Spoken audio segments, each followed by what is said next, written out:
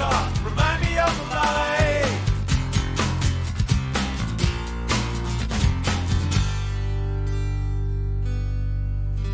Alone and battered warrior, returning from the fight. He's seen a king give up his kingdom for his heart and for the light. Shows a picture of a woman with your smiling with your face.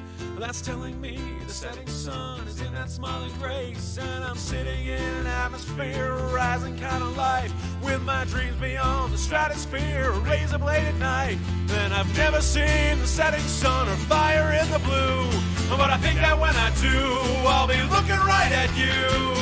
So in the morning, you're the first thing, touch my breath. The June sun could never reach beyond the memory of your breath. So this moon of love and silver haze inside your light, a silhouette against the atmosphere, horizon of my life.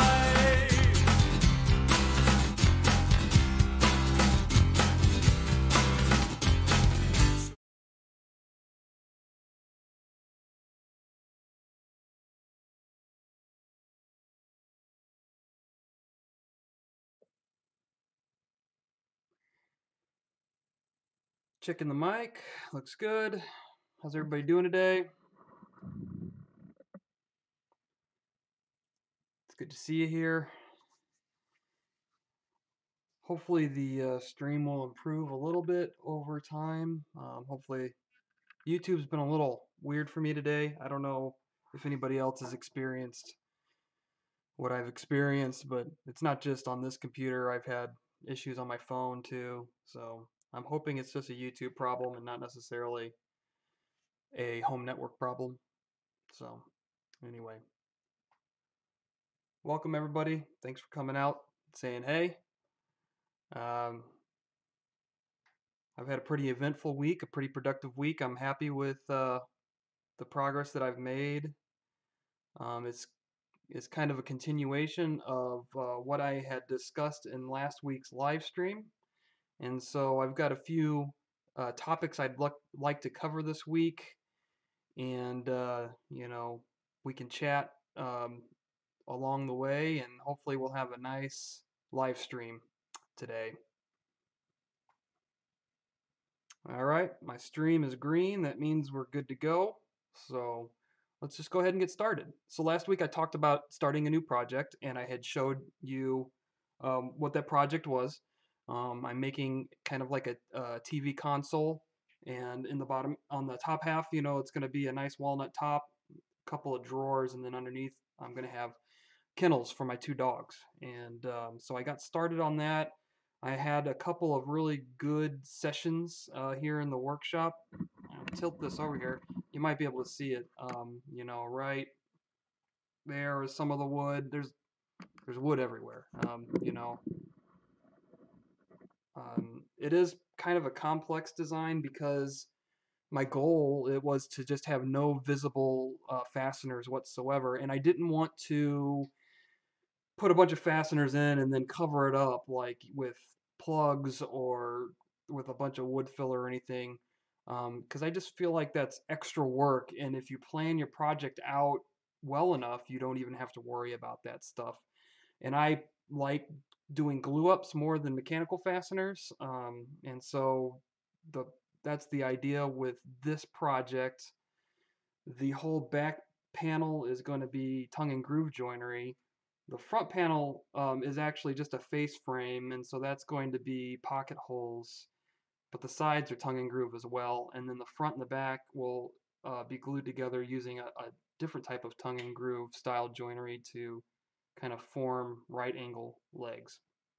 So anyway, I'm filming, taking a whole bunch of video on that, and it may come out someday soon, but I wouldn't bet on it. It just depends on how good the video turns out, and I'm looking at investing in a, a good microphone so I can do some voiceover stuff, because some of my voiceover videos perform pretty good. I think a lot of, and it saves on a lot of the repetitive questions that come up in the comments section if I just explain what I'm doing instead of just showing what I'm doing. So that's the plan for that one. But this is a big project. It's going to take a long time to complete. and I still don't even have all of the materials for it. But one of the things that I did get for it, hold on one second.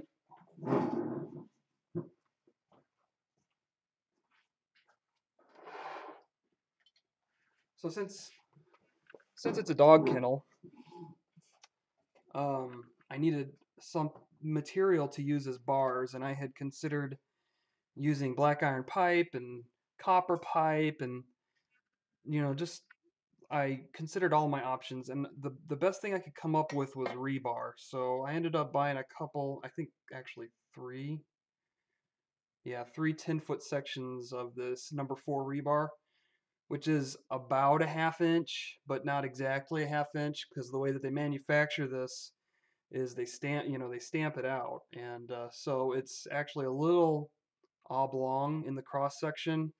So what I did first, well, the first step I did was I cut it. I set up my super cheap metal cutting bandsaw in the vise there, and just cut all the pieces to length. And I was fortunate enough to find straight pieces, so I didn't have to worry about straightening anything out. Once I cut them, I grabbed my belt grinder and I just made them round again. And once you knock off the high ends, the high spots, then you usually end up with a nice round cross section, and that fits in the half-inch holes that I have cut into the wood. You can see this one is nice and rusty still. So the final step, well, it's not the final step, but the next step would be hit it on the wire wheel and just knock off everything, clean it up really good on the wire wheel. And I have yet to decide whether or not I'm going to paint these or clear coat them, because it looks cool with the wire wheel finish. Um, I guess it really depends on. I haven't made my final decision on how I'm gonna paint this table either. So it really will depend on the color that I choose for the table. If I make the frame of the table white, I think I'll leave these natural, and just clear coat them. If I make the table frame gray or black, I'm not even considering black. But if I make them gray, I'll probably paint them black. And the reason I'm considering doing gray over white, because I usually like making my table frames white, but the only reason that I'm thinking twice about that is just the fact that I'll be storing dogs in this, and dogs generally are filthy animals. And if I have a white kennel, it's going to get dirty really quick and it'll be hard to keep clean. But if I choose a gray color, it might hide that a little bit longer. So that's my thought process behind that. Alrighty. So anyway, that's what I've been working on, and that's what I will be working on for a while. I, spring is probably right around the corner. At least it's a couple months away. I have a lot of work that needs to get done on my scooters and motorcycles, and so that will take some of my time. To top all of this work off, I've got a problem with my hydraulic workbench.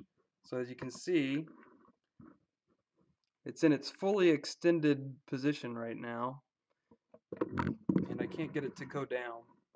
So I have to. I'm hoping it's just the cold weather. Just the cold weather keeping that hydraulic oil too viscous to run through naturally, and there's no weight on the table, so nothing is pushing it down. But the chances are good I'm going to have to help it with a come along or some type of a strap. Hey, Tom Lytle is in the chat. Hey, Dad. Oh, chrome. Yeah, I didn't think of that. Maybe if I do decide to go with a black frame, I could chrome these. But I don't know if I'm willing to wait the I don't know, the 2 to 3 months it takes to get something chromed there. Um, so anyway, My table's stuck in the upright position, and I'm gonna have to help it down, I think, and hopefully I can. I don't know what else I can do. I don't do a lot of work with hydraulics, so I'll have to do some research and figure out how to um, figure out how to get it down. The solenoid works, for the valve, the relief valve works. Um, the pump and the motor still works. Everything works. It just won't go down. I might have to invite a whole bunch of people over to sit on it while I try to get it to go down or something. That might help. Alrighty, so let's move on to the next topic. I wanted to share with everybody kind of, there was a whole lot of questions about my YouTube channel last week, and there was a whole bunch of questions about my workshop setup. But this week I'm going to focus a little bit on the YouTube channel, and I wanted to show you guys something on how um, YouTube works. And just because you have like a successful video doesn't mean that you're a successful YouTuber. And I'll explain here in just a second. Let me switch over, try to find, let me get set up here. Okay, let me switch over here. All right, so you should be seeing, this is my page, my dashboard. Oops, wrong thing. I'll try to grab my picture here and move it up here so you guys can see what's going on. So anyway, these are like the top 4 videos on my channel. And this isn't to brag or anything. It's an anomaly, I think, that a lot of people experience. And so, like, I want to share with you this part because I'm going to share with you another aspect of being on YouTube, which has to do with the comments. So, as you can see, this #1 video, it's almost 4 years old, and it was just a little thing that I did. I didn't even think about it very much when I put it up, but it went viral. As far as I'm concerned, it went viral, and as you can see, it's got a lot of views. And then if you skip the second most popular video, which I'll talk about in a minute, as you look, the video in third place has over 1 million less views than my most popular video. And so when you have a popular video, you end up with a lot of comments, as you can see. I've got over 1,000 comments on that video. And another thing you can see, I was talking last week about, in order to be successful on YouTube, you got to be controversial is one of the things that can help you with being successful on YouTube, because people will watch just for the controversy. And this video is a very controversial video, which caught me by surprise. And so, as you can see, the ratio of likes to dislikes, it's about a third. It's like, I don't know, I would say maybe 75% likes and 25% dislikes, which is fine, but when you compare it to my other videos, there's a lot less dislikes. And so usually when you have a high number of dislikes, that just means your video is, I guess you could call it controversial in the tamest sense of the word. So anyway, if I go over to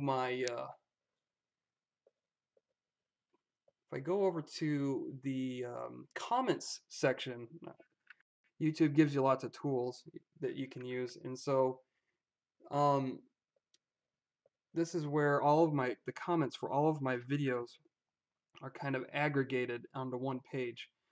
And if you just scroll through the comments, you'll see how on the right hand side, you'll see what videos the comments are associated, and you'll see a recurring thing here. That same video just gets a lot, the lion's share of the comments. And so it attracts a lot of different types of people. And so I had to, on that video, I had to moderate the comments because they were getting out of control. And so let me go back to here again. And I'm trying not to pull back the curtain too much on behind the scenes here. But let me go into the video where I can edit things. I just wanted to show you what I was forced to do just for this video. I don't do it on any of my other videos. But commenters can become abusive and they forget that we're people too. So I had to update the description on this video, and nobody reads the descriptions usually anyway, but this is kind of my disclaimer for this video. I said this is by far my most popular video, and I want to thank everyone that has taken the time to watch it. It was a quick idea I came up with on the fly to help my nephew have an easier time getting the nails out of pallet wood. Please keep in mind that this is my channel and my comment section. Due to the nasty and mean-spirited nature of some of the comments, I have started moderating this page. Here are the rules. 1. No foul language. 2. No ad hominem attacks like, you're stupid. Um, 3. You can disagree. I like disagreement. I learn from it. But if you can't be respectful, your comment will either be removed or preserved while I deride it or ridicule you. Probably both. I will have the last word in such cases, so if you bring negativity, please take it with you. Those of you that care enough to read this far, thank you. You likely aren't the problem. And the same goes for you guys that are watching this live stream. You aren't the problem. This is more of me just um, venting and getting things off my chest um, than anything. And the only reason this is even being brought up today is I had a particularly nasty commenter right before I started this video, and it kind of irked me. And so this is just the types of extra stuff that you deal with, and you don't even realize that you have to deal with it until you get involved with it. Because why does somebody care so much about something that I did, unless they feel like I'm misleading or something? But I'm not selling anything. I'm not, I barely make any money doing this. So anyway, um, I was gonna spend a little bit of time going over some comments. Just and this is just to legitimately respond to some comments live. This isn't to make an example or anything. Um, let me get it set up here. So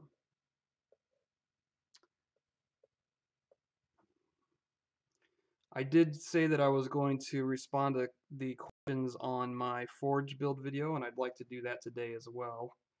So if you're interested in any of that, you can stick around and watch. If not, you're free to leave. It's okay. You won't hurt my feelings. All right. So let me jump back here on the webpage. Okay. So the first comment, the most recent comment, this gentleman or gentlewoman, um, I don't even know how to pronounce it. SkeeterCA.tv said, okay, one thing I don't understand, your YouTube signature is Red Barn Woodworking, but you don't build a red barn with a gambrel roof. And I can understand the confusion because the only the only building I have being constructed on my channel is just this shed that I built for my new home.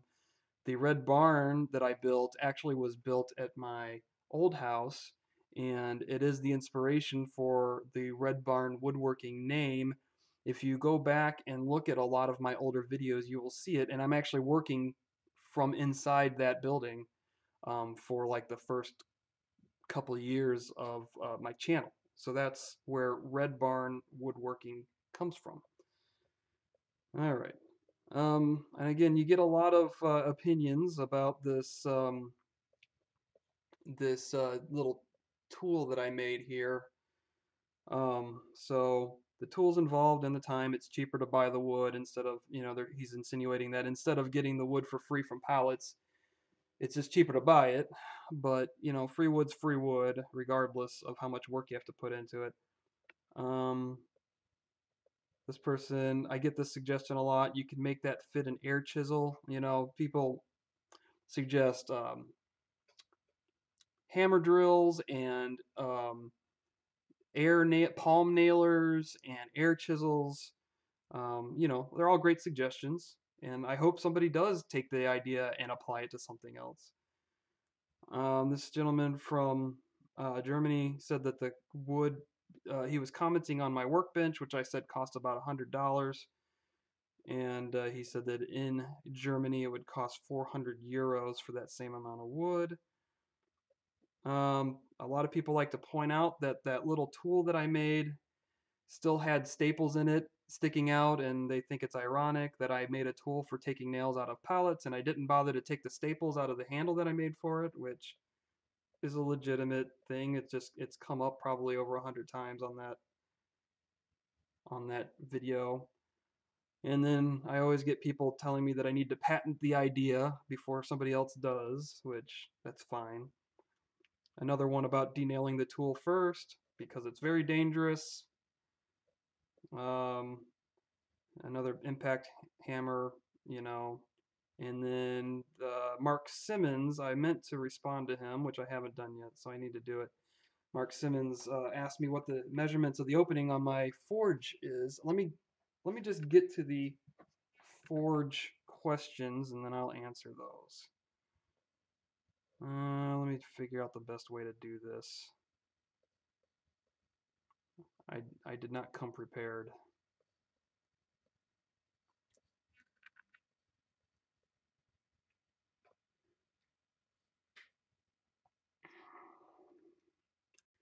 I'm looking up at my second screen where I have everything set up.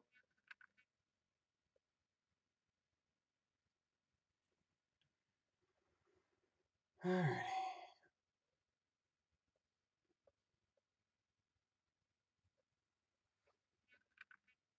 This poor computer is just taxed to the limit with what I'm asking it to do with OBS and live streaming and everything.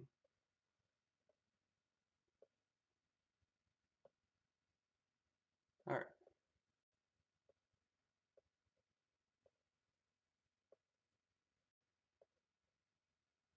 So let me do these few first, and then I'll move on to the next one.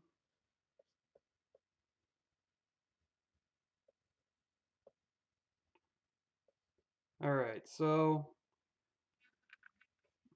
Pangs Bricks asked, how did I find the right air to fuel mixture, and was it a matter of adjustment? So yeah, there was a lot of trial and error. Here, I have a reply here. I replied to him already. If I can click on it here. I said I did lots of research to find out to get me in the ballpark, and then there was a lot of trial and error for how basically the tip of the fuel nozzle had to be a certain distance from the opening of the mixing chamber, and I just had to find that. And so I had to disassemble it, whittle a little bit off the end, and put it back together and check it, and just keep doing that until I got the right mixture. There may be a better way to do that, but I didn't know what it was. How big was the piece of kale wool that I got? So I bought a 24 by 24 by 2-inch piece of kale wool, and I only used about a quarter of it, so you definitely don't need that much kale wool. You could easily get away with doing like a 24 by 24 by 1-inch thick and just stack layers. And then the measurements of the openings. Let me grab that real quick.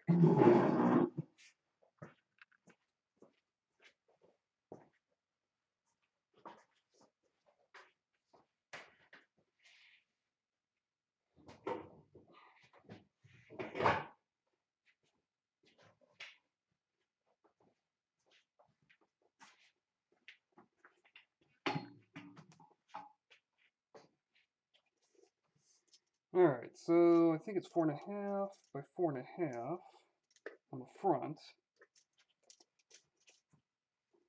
Back is going to be 4.5 by 3.5, and I believe I wanted it to be 4.5 by 3, so that's what I'm going to tell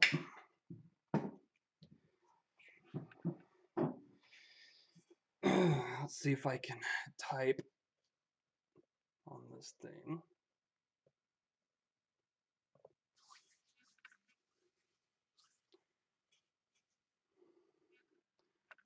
Main opening 4.5 inches by 4.5 inches.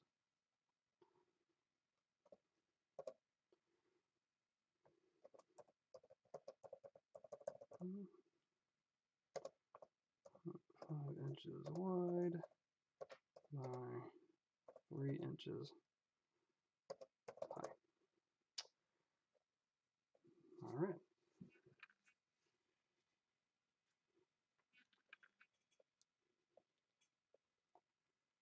Let me see if I can find anything else here.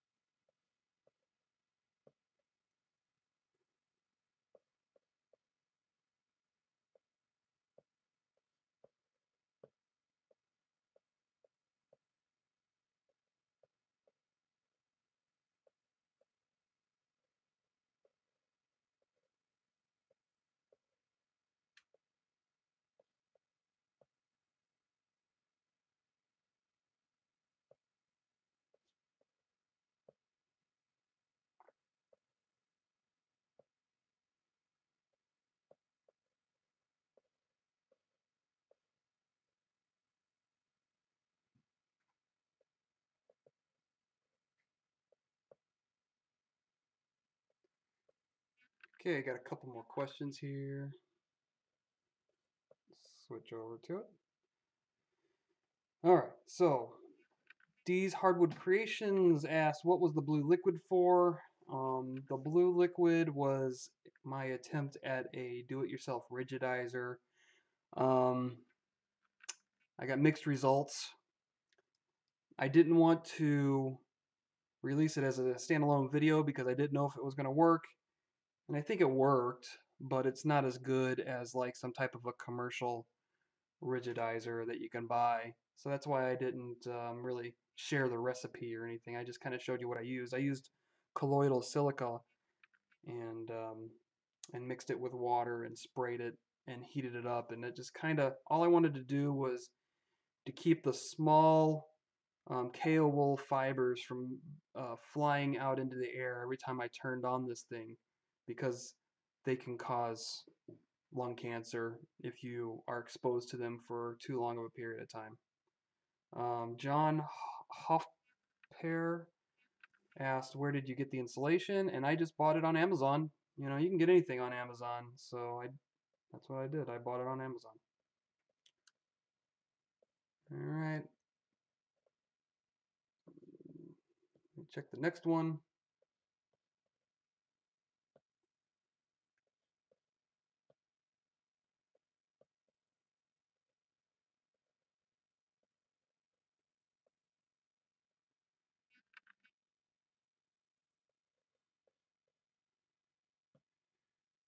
Okay, the first video in the series didn't have any questions.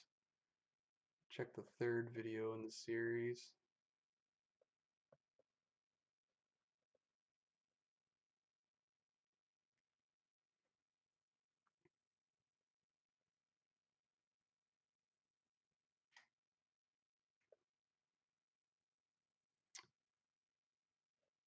Okay. So Eric Erf also asked about, because I had just alluded that I had made some minor changes to get the burner running properly, because when I first tried the burner it was making a whoa, whoa, whoa, whoa type noise and it wasn't getting hot. And those minor changes was I was just shortening the length of the gas nozzle inside the burner until I got the right gas air mixture. And it just takes time. You know, you got to spend time with it, and eventually you'll get it in the right spot. So that's what he had asked about, and that's the answer to that. All right. So that's enough of that.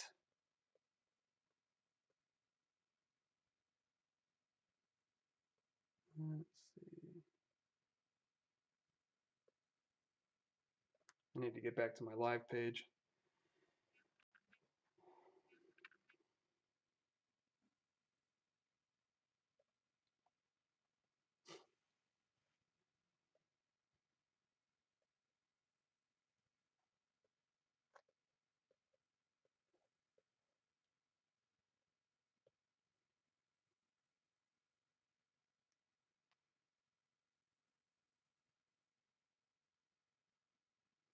Everything is slow today.